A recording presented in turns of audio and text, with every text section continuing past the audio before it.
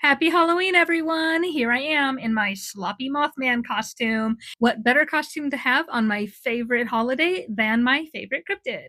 If you like kind of dark, somewhat spooky tales, I just wanted to come on and remind you about Grymveil Tales. So this book, it's a collection of short stories that were all inspired by Grimm's fairy tales. So they do have more of that dark turn than not Disney at all. They're much darker than that. Like I said, inspired by the original Grimm's fairy tales. So there is violence and gore and horrible things that happen to people who don't follow the rules. I kind of get mixed responses on this. Some people say that they really enjoyed it, that they thought that it wasn't, it was kind of like a lighthearted take on dark tales. Other people have said that it was just too graphic for them. So it kind of depends on what kind of things you like. It does have body horror in it. It does have graphic descriptions of injuries, some gore, some light violence. There is also mention of death, child loss, and child injury. So if any of those things are triggering for you, then absolutely give this a pass. It is not for you. That is fine. Otherwise, it is based in a world setting that blends folklore, mythology, all into one modern day setting. So it's urban fantasy.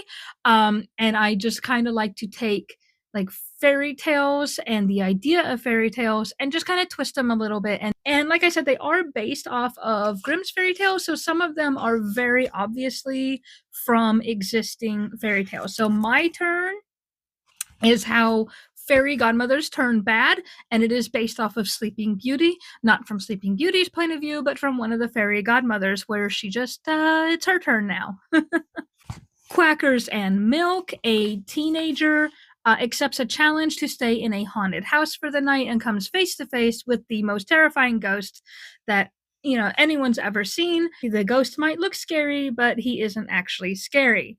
However, there are some very graphic descriptions of what he looks like. Grim Dash, a witch and her hellhound enter a race contest so she can pay the rent. I described some of the other contestants getting injured, so I don't know if it was too graphic or not, but that's in there.